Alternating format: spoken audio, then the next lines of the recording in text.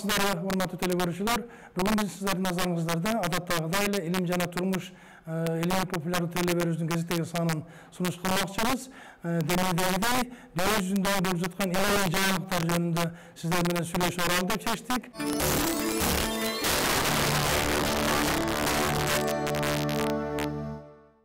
Dünya жаңылыктар içeren адам баласы үчүн сенсацияга ээ болгон эки жаңылыкты баары алып сиздер менен тааныштыралы дедик. Булардын биринчиси биздин Украин эли жүзүндөгү досторубуздун согуш кылган жаңылыгы. Сөз демейдегиле кадимки шахмат жөнүндө болмокчу. Биз турмушта жакшы билебиз, бул калалык бұл шахмат интеллектуалдық ойыны бірінші Индияда пайда болып, мұнда негізінде екі адам қатысады. Екі адам негізінде бұл жерде логикаға комбинациялардан барлығы бір абдан чоң тармақты екендігіне, абдан чоң татал комбинацияны келесі жақсы пайдалана білсе, ошол мереке жетишкендиги белгилүү. Бирок дагы адамзат үчүн абдан кызыктуу болгон варианты бар екен. Бunda Ukrayn оқушылары сунуш кылган шахматтар негизинен 3 ойынчу катышат. Булар ошол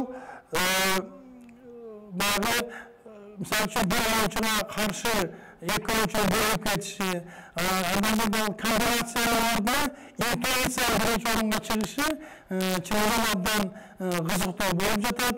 Сөзсүз түрдө классикалык гроссмейстерлер, дүйнөнүн чемпиондору абдан катуу сын пикирлер айтышат. Бирок бул ошол комбинациянын баатыбын, баары математикалык ой жогонтугун варианттарын негизсиз чоң сан койгонунун мүмкүнчүлүктөрү берет экен. Натыйжада бул кибернетиканын өнүгүшүнө өзүнүн чоң үлүшүн кошот деп ойлойбуз. Эми илимдин өнүгүшүнө чек жок экендигин дагы бир жолку далили.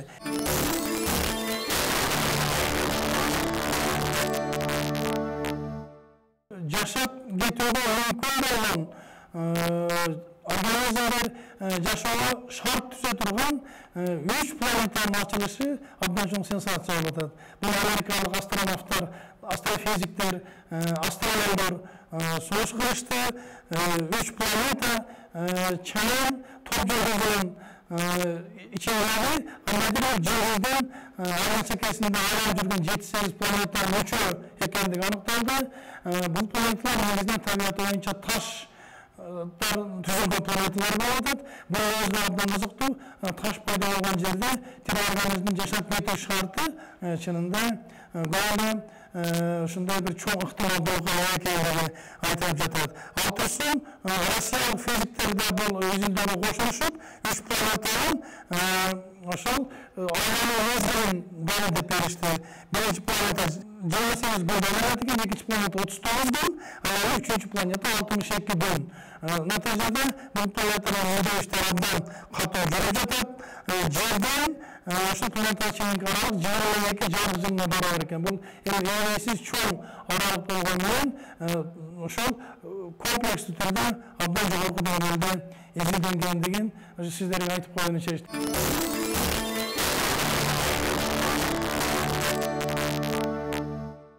Бүгүн биздин мээлибиз белгилүү окумуштуу техник илимдеринин доктору профессор Кутаев Мухаммеди да жолугуш болмокчу. Ал киши менен биз биринчи берүүбүздө аңгымашабыз. Азыр ошол берүүбүздүн экинчи бөлүгү сиздердин назарыңыздарда.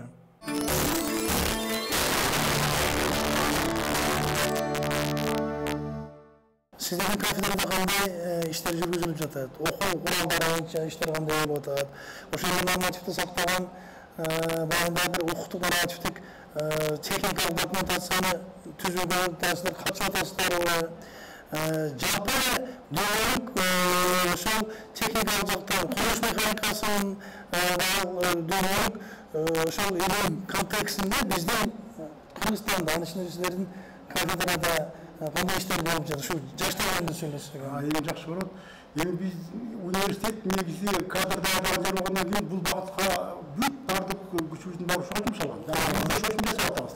Азыркы Кыргызстан шартында эмне болуп атканын билип өссүн деп достижениясын biz учебник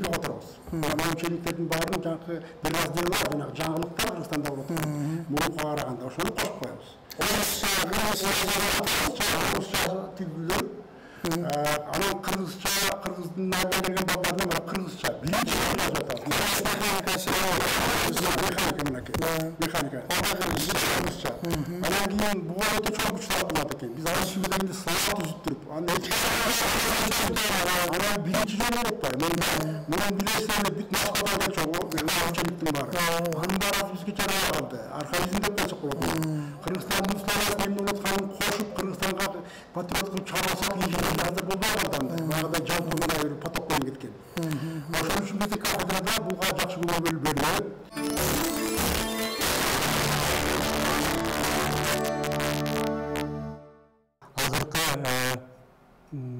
светотехникалык жактан коргоо, курулуш техникалык жактан коргоо, жана ошондой эле бул негизги инвестициялык жактан коргоо, имараттын объектилеринин кандай бири-бирине тыгыз болуп калганда алардын негизги кандай көйгөйлөр маселелери чечилет.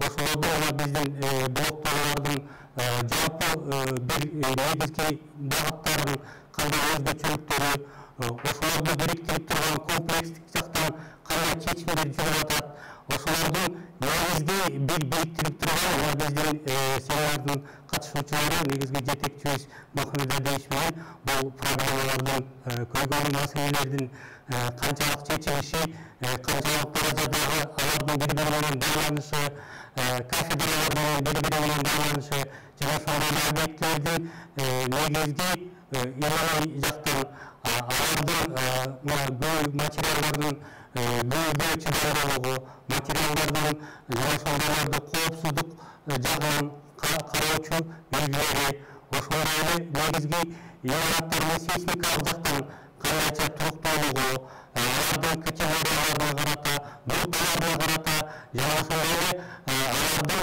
негизги азыркы колдонуучу экономикалык жактан негизделүүчү жактарынан, анан ошондой эле жалпы прикладдык программалардын негизделген, алардын эң биринчи таасирленген алардын коопчулук жактан коопсуздугу, элдердин жашоосун ошол имараттарга канчалык негизде, канчалык балга ошолордун туруктуулугун бул жерде бүгүнкү семинарда айтып берейин.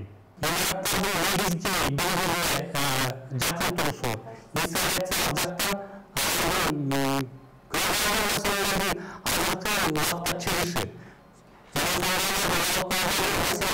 кандайча чечилип жатат.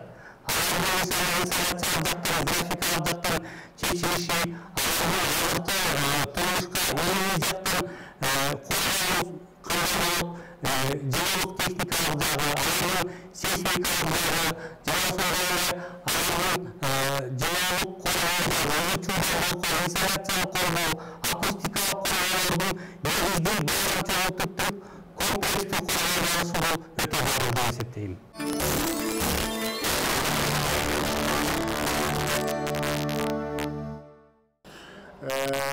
Буареки биринчи багытыбыз молеке жанагы жакшы методикалык китептерди чыгарып аркылуу механизм воздействия ушу да. Экинчиден жанагы илимдин тапкан жаңылыктарын студенттерге окутуу аркылуу. Үчүнчүдөн жанагы практикага киргизүү жагында. Бул жагына үч магистранттар чоң еңбек кылып атышат. Булар бул жактарда бүт ошол курулуш долбоорлору, проекттин институттарында, ар кайсы уюмдарда, ошолордо булар практикада деп справка алып келгенде аны чыгарабыз. Баягы түздөн-түз иш кылган инженерлердин астына түшөдүгөн. Ошол сыйлап колдоп, Elde ondan tasdik edilmesi zaştara çıkarırız. Uşağı kulup Abdan жақсы екен. Ошол илимий даражаларды, илимий баягындай мисалы үчүн илимдин кандидаты, илимдин доктору, доцент, профессор, окуучуларды көрүү жагына мындай көңүл бурсак, сиздердин ушул илим багыты боюнча атайын кандидаттык, доктордук адистештирилген кеңештер болсо керек, спецсоветтер. Рахмат. Эми ушул тармак мындай десек те бул техникалык илимдин эң аз сандуу анан кийин мындай илим ушундай келип ушуну популяризация кылайын дегенибизге чоң рахмат айтышыбыз керек сиздерге. Эми бул жерде мындай да илимдин кадрларын чыгарыш үчүн спецсовет керек, билесиз. Ошон үчүн мен аракет кылып ушу акыркы 10 жылдын ичинде спецсоветибиз бар. Жакшы, ушу университеттин астында бирөөсү бар, бирөөсү кооперативный КТО академия эки совет бар. Смешно деп атпайсыз мындай бизге жакыныраак родственный кесиптер менен биргелешип анткенде жалгыз тутар бар да, экиле доктор бар. Кандидаттар 15 окуучулар болот. Жагдайлар керек да. Ошон үчүн тиги жанагы башкалар менен кооперация кылып түзүп алып, ошонун негизинде биз илимдик кандидаттарын, докторлорун, магистрлерин чыгарып атабыз. Акыркы 10 жылдын ичинде эле ушу 10 ашык илимдик кандидаты, башка өлкөлөрдөн илимдин докторлору, Казакстандан мисалы, чыгардык. Андан башка профессия боюнча бизге жакыныраак курулуш конструкциялар деп коебуз, жанагы сертификаттыгы, кураткан негиз ичинде куруп аткандар. Ошо жактан дагы бизде советибизде чыгарабыз, мына бизде. Ушу жаштардын илимге тартылуусу бир аз мындай жакшы болуп атабы? Айтарчы 10-15 жыл мына салыштырмалуу. Салыштырмалуу 40 жылдар болуш бар. Муну чынында айтышыбыз керек. Студенттерибизде көбүнчө башташты. Баягы кичинекей графикти түшүп кеткен жылдарда азыр кайра ошол өтө көтөрүлөт. Кудайга шүгүр дешкен техникалык инженерсиз жашоо жок экендигин жөнөкөй жагынан баштап мамлекет башчылары чейин түшүнүп калды окшойт. Чыгасына барып жумушту табуу маселеси кандай болот кафедраңыздын бүтүрүүчүлөрү? Эми бул боюнча бизде мындай жанакы биз кесипти баягыдай эле чыгарып коюп окудум болду диплом бар дегенде жасабай калганбыз. Азыр биз бүт жанакы заказчиктарга жана керектүү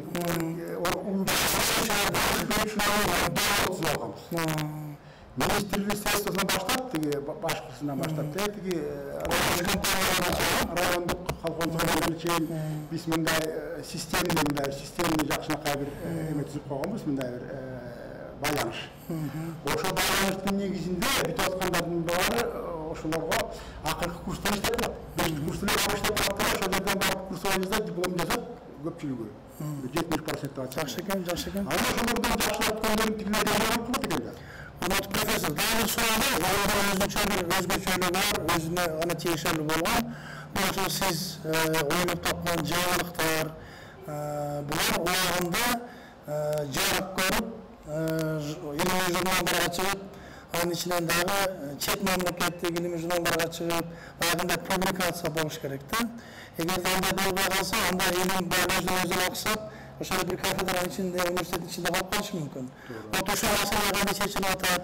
Кандай байланыштар бар? Бул маселе жакшыраак экен. Чынында эле мынакей техникалык илим билим айрыкча. Бул международный да илим болот. Мамлекет деп айтканга ал дагы просто эмесинин спецификасын изилдеп атабыз да. Негизги основасы бар жерде бирдей. Америкада деле балка бирдей элек, бул жерде деле балка бирдей элек, мисалы үчүн.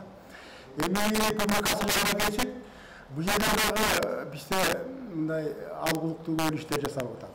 Мисалы үчүн жанагы аспиранттарыбыздын, илимдик кызматкерлерибиздин макалалары, монографиялар убактысында чыгып турат. Вакытында чыгарып турабыз. Международный көптөгөн конференцияларга катышып турабыз. Бул жылы 1 жылдын ичинде баягы мына чөптөр 5 международный конференцияга катышты биздин менин окуучуларым. Ошолордун материалдары чыкты. Абдан жакшы мындай өздөрү булардын баягы өзүнүн шыган лингвистин билгендери мамлекеттерге чыгып стажировкадан өтүп келет. Абдан жакшы. Мисалы азыр дагы көрөсүздөр, бул жерде 2 кызыбыз жанагы Абдышева Азияда дагы 1-2 аспиранттар ишин бүтүп калышты. Ушулар 3 кетип барып келишти. Париждин жанкы Франция Белфорт деген университетте 1 жыл жүрүп келди, Индияда 3 ай жүрүп келди. Эми азыр Японияга барганда илимий иши бир кызык эмеге байланышкан. Техникалык текстин дагы синхронизация бар экен да. Ошого иш жасаган. Абдан эки профессор мен бияктан француз профессор жетекчилик кылат совместныйда. Бул кызык да ошол бир айтып кеткен нерсе. Техникалар бир сухой, кызыгы жок, жана форма чете жок деп түшүнөбүз да. А бирок душасы бар. Техника илимдин да өзүнүн философиясы, ички туюм, ички ошондо жанагы адамдын көңүлү душасына жетет да. Мен ушуну көп студенттерге лекция окуганда айтам. Эми жанагы кызды шашып калды да.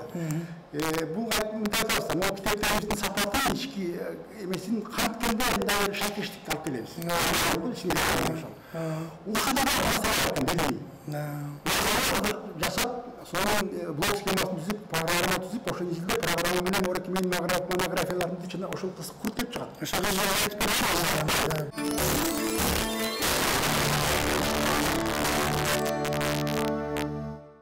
Erasmus программа боюнча проекттер боюнча стипендианты деп саналам.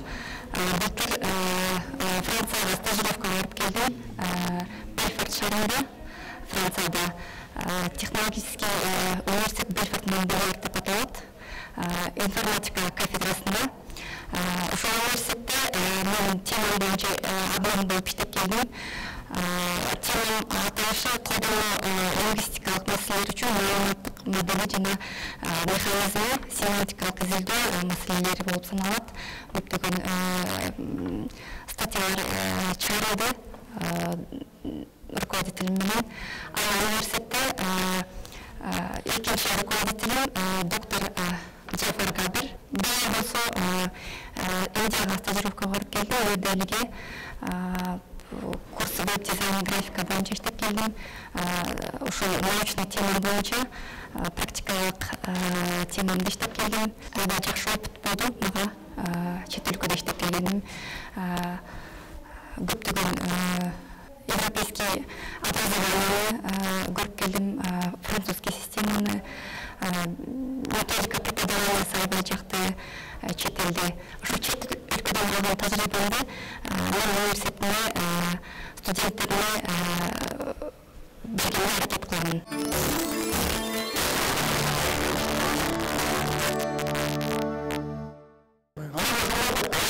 Урматтуу профессор, сиз маалыматчы жазганыңыз идеяңыз жакшы, бирок боюнча стратегияларда мындай оплошить кетти, кайра дегенде айтсаңыз, гармоничный болот го деп. Бул дагы техникалык илимди мындай жакшы, чоң мындай научный турган багып кетти. Биз университетте катышып атат, информацион ишиктерде катышып атат, башка форматтын эмелер бар бизге агылып келет. Кудай ошонусун акыркы убактарда жаңы. Абдан курулуш дегенде biz Жанакай чынында да сиздер билген өзгөчөлүктөрүн билбейбиз да. Бизге ушу үй, анын ичинде элитнелер, мына башында өзүңүз айттыңыз, социалдык ар кандай расслоение болуп кетти. Ушу элитнелердин Бишкек шаарындагыча, Ош шаарында, чоң шаарларыбызда тез эле 9-чу, 12-чи кат ошолордун туруп калган тез. Чынында кээ адамдардын ортосунда ушундай сөздөр жана иши боюнча жаралат да. Вот ошол боюнча өзү окуучуларга козгошуңузда ушу биздин телекөрүүчүлөргө айтып койсоңуз. Эң жакшы болот, жакшы экен. Бул жерде эми муга негатив катарды карап болбойт. Бул жана астага өсүш, жанагы дүйнөлүк практикадан келип чыгып атпайбы? Дүйнөдө деле куштай мындай жанагы куштаган көркөмдүү курулуштар курулуп атпайбы? Bizde de ошондой курулуш керек, ошондой өнүгүшүбүз керек. Ал жагы жакшы, анан кийин суроомуздун ар жагында бир кичинекей бир нюансы бар. Ошону курарда жанагы ошону техника, проект долбоорун жакшылап карап көрүш керек го деп ойлойм да. Долбоорунда ошол эсептөөлөрдүн баары, параметрлери, кандай материалдан кандай эметилген, эсептелген, эмне ыкма менен ошонун баары жазылыш керек да. Ошондо техникалык регламенттерин сактап, ошолордун баардыгына ушундай бир консультацияларды илгей прогноздорду бере турган сиздер да. Менин суроом ошого байланыштуу болгондо, менимче бул маселе бир эле сиздин кафедрада эмес, ошондой КГУстагы башка кафедраларда бирlikte чечилип, анан кийин Бишкек глав архитектура деп коебуз, Ош глав архитектура деп коебуз. Алар тез байланышта иштеп, сиздерди алыштары керек да менимче. Илгей прогноз болуп, илгей бир дөөлөр болмойнча, ишенбейчүлүк дагы болот да. Вот ушул маселеси ушул эсибизде болуш керек экен да. Туура айтасыз. Ушул жерде да бир аз маселе бар. Мындай кыйынчылык дейбизби же убактыбы барки өзүнүн байланыштуу ушул маселеде бир аз өксүктөр бар. Чынын айтыш керек. Жанагы биздин мамлекеттик органдар, ушуну тейлеген органдар менен могу илимдин ортосундагы байланыш Жакшы айтып, болуш керек да, болуш керек. Причем абдан катуу ошол конструкция боюнча композициялык материалдар чыгып атат, аларды шартталган атат. Вот ушулардын баарын илимий прогноз берген сиздерсиздер да. инженерлерди даярдоодогу бир рет мыналарга токтолуп кетсек. Ал багыт боюнча да көп жылдардан бери иштеген тажрыйбабыз бар, жаңылыктарыбыз бар, инновация деп коебуз. Сунуштарыбыз бар. Ошонун баары бар китептер жазылган. Эми ошонун бир кызык жери айтып кетсем. Biz kabinetimiz жасап, атайын bir кабинет жасап, лекция окуп турган, жана студенттер менен диспут өткөрө турган bir кабинет жасап, ошол кабинетте жанакы илгертен бери келаткан дүйнөнүн бүт ушул тармакты өндүргөн чоң окумуштуулардын, даанышмандардын сүрөттөрүн илкенбиз. Классик окумуштуулар. Анын бар жагында мындай бир тармак анализи жатат да. Эми жаш балдар, кыздар ошолорду карап, ошол аурада отуруп, ушулар эмне болду экен, эмне үчүн жүрүп койду экен суроону карап, өзүнө суроо берсе, бул өзү шарт бир өсүштүн бир кадамы болот эле да. Ага биз эми агайларыбыз мындай ошого жооп берип койсок, тажырыйба айтып, мисалы үчүн, момундай кылган. Бул киши эмне үчүн ушундай атаптуу деп атабыз. Ушундай момундай эл үчүн момундай жакшы иштерди кылып койгон десе, жаштарга бул жакшы мындай бир тарбия берип, мындай бир жакшы ички дүйнөсүн оңдойбуз деген ошентип жасап койгонбуз. Жакшы, абдан жакшы экен. Урматтуу Мухаммед Дадиевич, абдан кызыктуу материалдар жөнүндө, ошо курулуш механикасын өчүрүү жөнүндө айтып бердиңиз. Менимче биздин телекөрүүчүлөрдө абдан бир кызыктуу ушундай бир жаңылыктар пайда болду, информация алышты. Ишиңиздерге ийгилик болсун, техникалык илим өз татаал илим болгон менен, бирок ар кандай коомго керектүү, абдан маанилүү илим. Бул жаатта ошо илимий мектебиңиз өсө берсин, жалпы университеттин жетишкендиктери ушу сиздердин кафедра менен байланыштуу болсун, жакшылыктар болсун. Рахмат сизге.